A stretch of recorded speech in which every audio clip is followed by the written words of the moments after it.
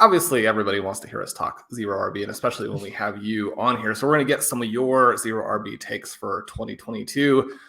Because it's been a little bit frustrating to try and execute some of these fun strategies early because, I don't know, I mean, the quarterback landscape, the scoring landscape in terms of what some of these teams seem to have, the corners they appear to have painted themselves into, maybe not that exciting. We were talking a little bit wide receiver apocalypse, but I mean, we know that's not going to happen, right? Even just in the last week, the swift rise of some of these running backs, some of these guys who were in the dead zone, now moving up to push some fun wide receivers down. I'm still excited to do some hyper fragile. I was talking with Ben on our live draft that we did. He was explaining to everyone, obviously, the hyper rojo, which, I mean, that's probably going to be like 75% of my drafts this year. But it looks to me like the dust is going to settle back in the right place for this fun approach that we like to do. How do you see kind of that dynamic, both sort of in the early going and the direction you think things are going to take? Yeah, I think it's probably, I do agree. We had a weird offseason for the wide receivers through free agency. So many of these elite wide receivers, when we were looking at the first round, and, there are 5-6 guys that seemed like awesome picks. And normally you look back on each year and we're, collectively RotoViz guys way more willing, to draft wide receivers in the first round. But this actually felt like one of the first years, holy cow, we could have 5-6 wide receivers be first round picks. And then all the free agency news with Devontae Adams, with Tyreek Hill, all these guys kind of dropping, even if people are worried about Allen Robinson. I know some people were knocking Cooper Kupp. So yeah, the landscape shifted. And I think there's also a lot of uncertainty around running back situations. And one of the things that always pushes up running backs is overconfidence in projecting volume. And so I think because of the changes through free agency, with the doubts with the NFL draft, how those picks are going to settle in, I kind of am just wondering if this is kind of a temporary blip on the radar. And after the NFL draft and things settle and people get confident again in their running back projections, that, the dead zone's going to settle as it always does. And we're going to end up having some good wide receiver values. Maybe that's being too optimistic, but that's kind of how I feel right now. Yeah, it's a case that it's one of the two. It feels like maybe we're just drafting earlier than we normally do. I know, Pete, like yourself, we're drafting all off-season long, but this does feel like a little bit probably earlier to be hitting it than normal. But what are some of the earliest draft slots that you're thinking about building zero RB teams from? And what are those teams kind of looking like at this point of the offseason? I know myself and Shawn have done a couple from as high as the 104 kind of selection. So I'm wondering if you've gone that high, but there is a lot of kind of flux at the wide receiver position. And that's obviously changed things up and how you'd approach some of that in terms of quarterbacks, retiring, quarterbacks coming in, maybe not being as exciting as they have been. The second year guys are already priced at quite high values, when we're heading in and looking at those drafts. So what are some of the things you're thinking for zero RB this year? And I guess what's the scene like out there for you? Yeah, I will say, doing, I don't know, I've probably done like 25 drafts on Underdog, another, 5 to 10 on FFPC. And I haven't done as many zero RB teams as I think my overall zero portfolio last year would lead someone to believe. And I think that's because of a few reasons. One, I do think there's some really nice running back values right now. Obviously, the J.K. Dobbins stuff is a little murky with Melvin Gordon. I've been loving where ETN is going. You can sometimes get deals on DeAndre Swift. So I felt kind of comfortable snagging one of those guys in the second, third, fourth round. Breece Hall, another guy I know you guys are very excited about. I've been willing to kind of anchor a team with him. So I haven't done a lot of pure zero RB teams, but I trust that by the middle of the offseason and as we get closer to August, when all the running backs are getting pushed up and the wide receivers represent the best value at every pick in the second round, the third round, the fourth round, I think I will ultimately end up shifting my portfolio to that heavy approach. Because I know last year on Underdog, during the season, it was just like every single time I was ripping off true zero RB because the wide receivers were the best picks. And I guess just right now early on, and maybe this is kind of what Shawn was hinting at with this feeling a little weird, that I haven't necessarily always felt like the wide receivers are the best picks currently. Well, Pete, proving my thesis that you rule the world. So again, I'm not giving that up very easily at all. You have a spot in our current RotoViz staff underdog draft, which I absolutely love. You also have this sort of provocative wide receiver ×3, then topping that off with Josh Allen in round 4. So that's your start. You have Devontae Adams and DK Metcalf as some mildly controversial picks, maybe among those first 3 wide receivers. It's interesting to see Metcalf there. Again, Leone was talking about how that's somebody that he is pretty concerned about. You look at that, and again, one of these things about where the values are. And in a RotoViz staff draft, obviously, those wide receivers are going pretty early. And so round 3 there, it's already starting to look pretty bleak.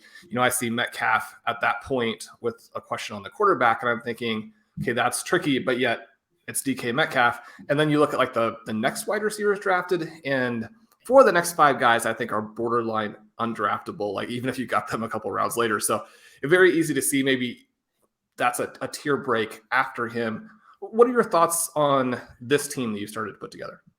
Yeah. So as you said, I mean, first of all, in this kind of a heavy hitter room where we all generally think in the same way about fantasy, these drafts are just absolutely brutal. And I actually think our start, Shawn, can kind of represent the 2 ways that you can handle these.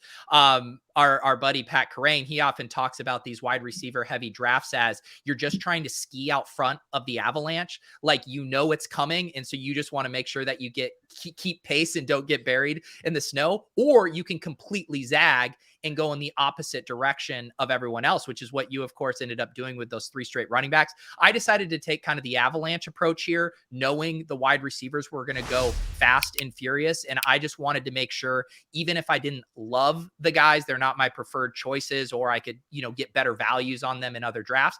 I wanted to make sure that I locked up at least the potential for wide receiver firepower early, just knowing how hard it would come, or how hard it would be to find that in the middle rounds, knowing everyone was going to be hammering wide receivers.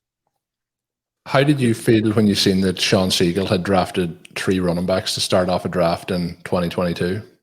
You know what? I think I know there is still a crew that might be surprised by that. I know Shawn's always willing to experiment, and I know he's not super fixed in any one draft strategy. And I do, like I said, I completely see the case for going against the grain in the same way I was trying to get 3 wide receivers that I thought, could finish as top 5 wide receivers on the year. I think Shawn would say that he grabbed 3 running backs that he thinks could finish top 5 on the year. And in this format, the half point PPR, even if he hits in a legendary way on 2 of those, much less 1, I mean, he's running away with the league. So I certainly see the case for it. The other question was, you mentioned that, come kind of June, July, August, that we will be back to the norm, I guess. We'll have the guys on who want to draft running backs early. Those running backs will get pushed up. What are the expectations if that doesn't happen?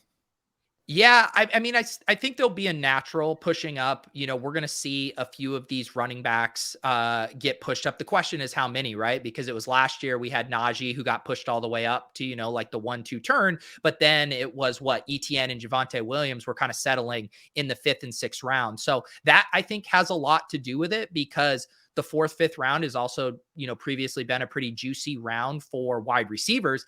Last year in the wide receiver craze, we saw guys like T. Higgins and Brandon Ayuk getting really pushed up. And because Javonte, don't get me started. But you didn't see like ETN and Javonte jump those guys. People were so wide receiver thirsty. So I think it has a lot to do with the dynamics this year. And if Shawn's thesis ends up, proving correct and the masses kind of agree, maybe we do see those running backs get pushed up ahead in the 4th, 5th round, get more of a true dead zone. And then we have the wide receiver values maybe fall into the 5th and 6th round. But we are entering this new era. And I've heard, you guys talk about it, that the way people are playing fantasy is a little different than what it was. And, navigating it this offseason and being willing to be flexible with how we execute draft strategies where we're trying to accomplish something, but not necessarily within the rigid confines of how we've previously been able to execute those strategies. I like that a lot. And Zach and I are doing a never too early draft right now. That's a slow draft. And those running backs, the Aaron Jones, the James Conner, Leonard Fournette, those guys made a huge jump and did push some receiver value and tight end value down to us in rounds 3 and 4. So kind of right back to the build that we love. So early on, I've had actually a little bit more sort of pure teams than maybe last year, where there was such a mix.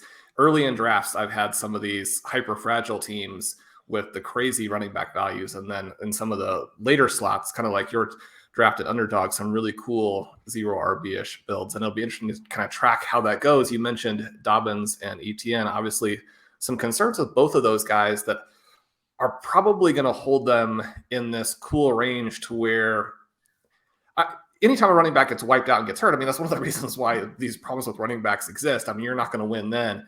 But if Dobbins loses some of his touches, if ETN has a little bit of a slower recovery, I don't know. If those guys are able to play, if Dobbins is still the nominal starter, if ETN's able to play most of the season, I just love the talent there so much. It's going to be hard not to, I don't know. We'll see how it works out. But I think the potential is there for those guys to be big league winners. The potential is also there for them to obviously just suck the value out of teams that had really cool four player starts before that happened.